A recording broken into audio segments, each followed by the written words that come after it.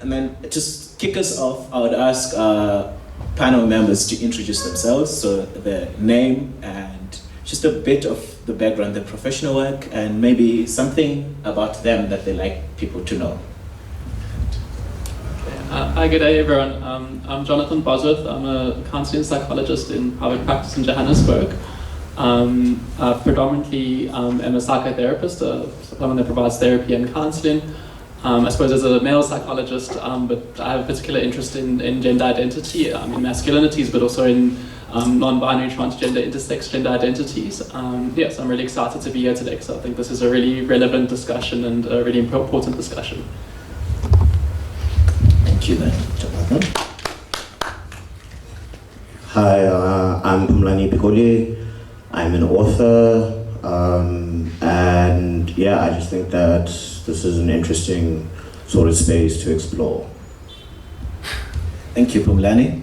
And then just diving right in, and then I think I'll ask Jonathan what mental illness is, and I'll ask Phumlani what mental health is, just to kick us off. So Jonathan, what is mental illness?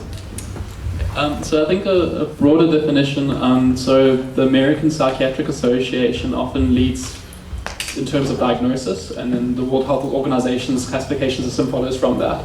But basically the broader criteria they use for a mental disorder or mental illness is two lots of criteria. So the first, there being psychological distress. So there being discomfort, unhappiness, something unpleasant, something that creates distress. And then the second component, if something creates an impairment in social occupational functioning. So if it doesn't allow you to live your life in the way you want to live your life, it doesn't allow you to perform your job, it doesn't allow you to interact in a healthy way, in a social way, that generally kind of indicates a form of mental illness or a mental disorder. So it's the very clinical part of it that I'm sure Phumlani will speak to it more in a human sense. Okay, all right, Phumlani, the mental health. And then also try to connect for us in terms of your profession of what is self-caring, what is maintaining that mental health as you define it within your work, within your context. So what is mental health to you, Phumlani? How do I humanize mental health? So mental health is essentially the idea of, sort of maintaining a balance of keeping like your emotional sense of self regulated in ways that allow you to be productive in whatever normative senses they are, for you to carry through, as Jonathan mentioned, and the illness comes in when you're stopped from being able to function on a normal day-to-day basis.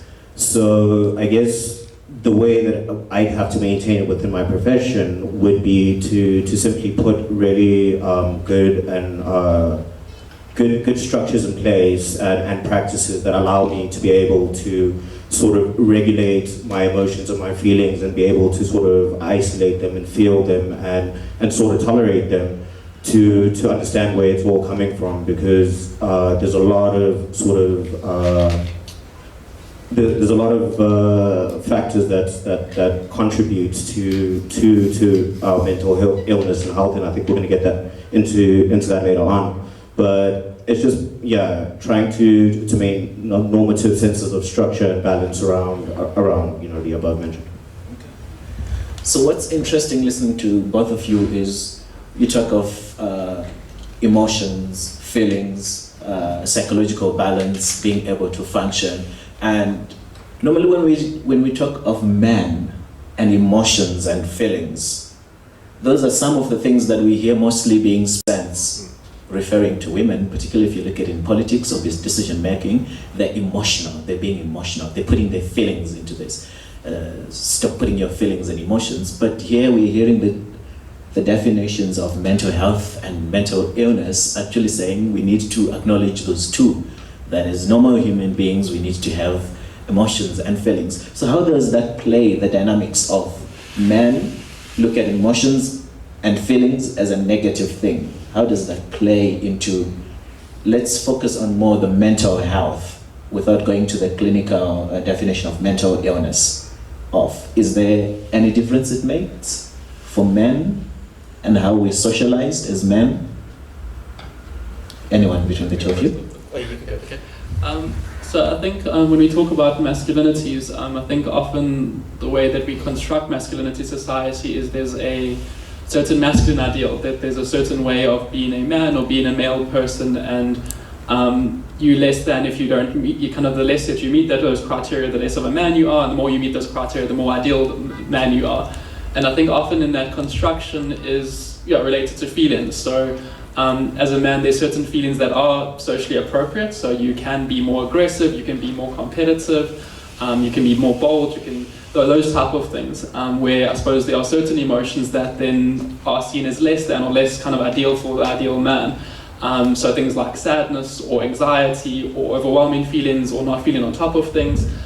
So I think often those things, I suppose the way that we construct ourselves and the way that we have grown up in a society, often the way that kind of what would be socially desirable, socially less desirable actually impacts how we experience things or how we allow ourselves to experience things, how we can actually acknowledge things we experience, also what we share with other people. So I suppose men and women are both humans, and non-binary people too. Kind of, we all experience the same forms of emotion, but actually how we may express them or what we might do with them can be quite different. So, for example, if it's seen as less desirable for a man to be overwhelmed or anxious, he might be less likely to share that with other people. He might be less likely to acknowledge that within himself. He might be less likely to seek help. And I think that's where our constructions of masculinities actually impact how men experience mental health and what men do with their mental health and manage their mental health. Thank you. Phumlani?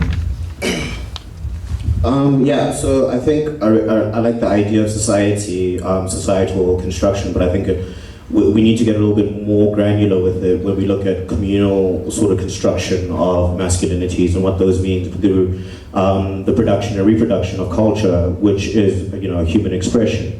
And so our understanding of all of that comes from cultural expression, and I think even on a smaller level, we have to look at the way that language is employed and is used in order to construct meaning, because language is how we interpret the world. And so when we try to address these issues of mental health amongst men, we need to sort of be looking at the basic structure in the way that we understand what being a man is. And so different communities construct different ideals. And then there's the consensus building, which is like the overreaching hegemonic structure, which should be the economic ideological system that we live under. Sorry to sound like a wank, but then that influences the way in which we then build up desirability, for instance, because of where we find ourselves within that realm. So I think the reason why we find labels like emotions and all of that negative is obviously because of the understanding that we have of what it means to be emotional. And Jonathan made some really good points now in terms of expressing rage, anger, ambition, all of that being associated with masculinity, which would then affirm and be positive. So I think there is where a lot of the anxieties lie, because you're trying to, or we're expected to live up to these ideal definitions of masculinity, and all these removed sort of meanings, I guess. In a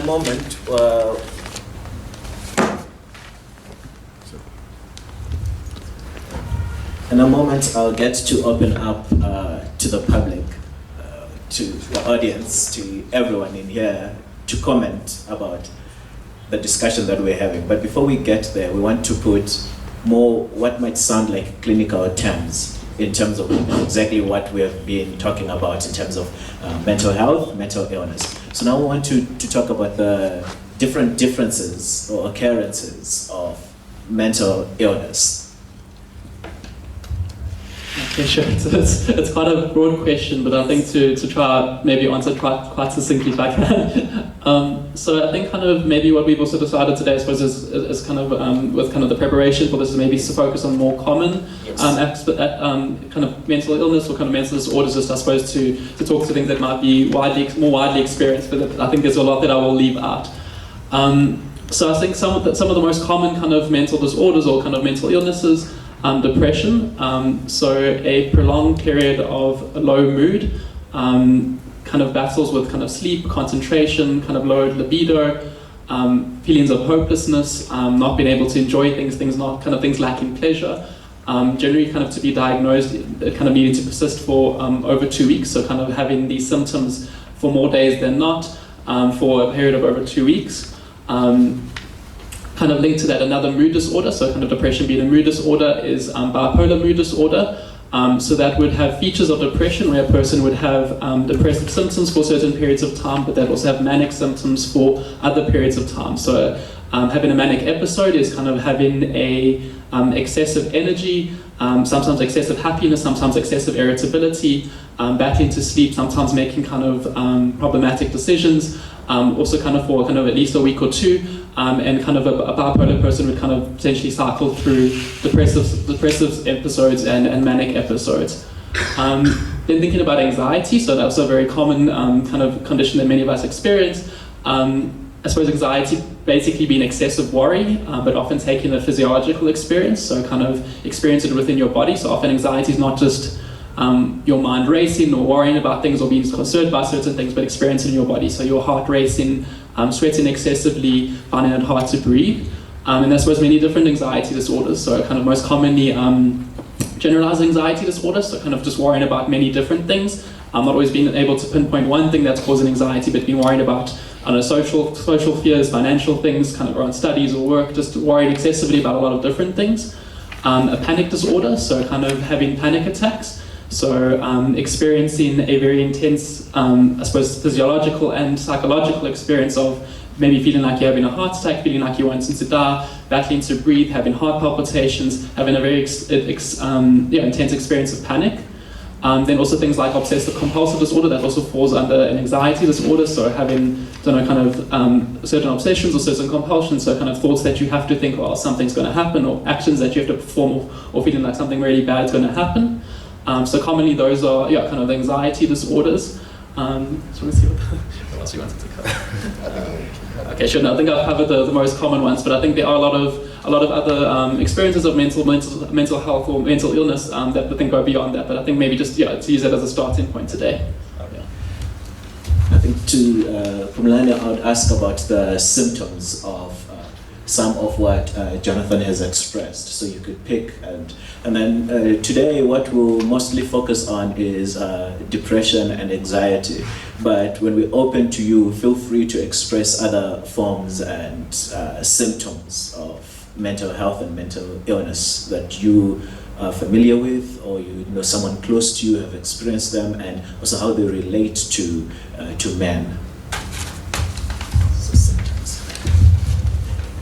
Okay, cool. So I guess when you kind of did rattle off a couple of symptoms under the different ones, and I think one of the biggest ones that go unnoticed quite often, especially for depression, is the lack of the lack of ability to enjoy things. Often gets mischaracterized as boredom, and sort of,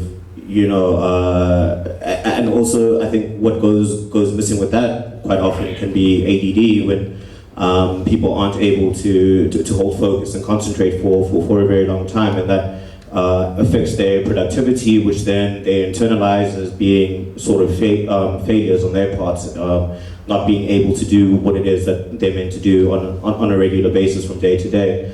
And those can actually influence the ways that anxiety gets affected, because then what people start doing is that they start living in the past or the future. So they start worrying about things that are going to happen, things they have no control over, and really sort of getting stuck, not being able to do much because of that.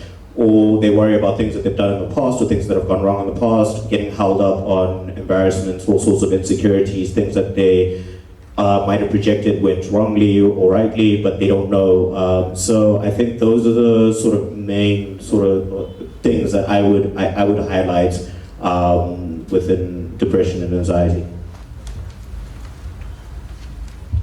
I'd like to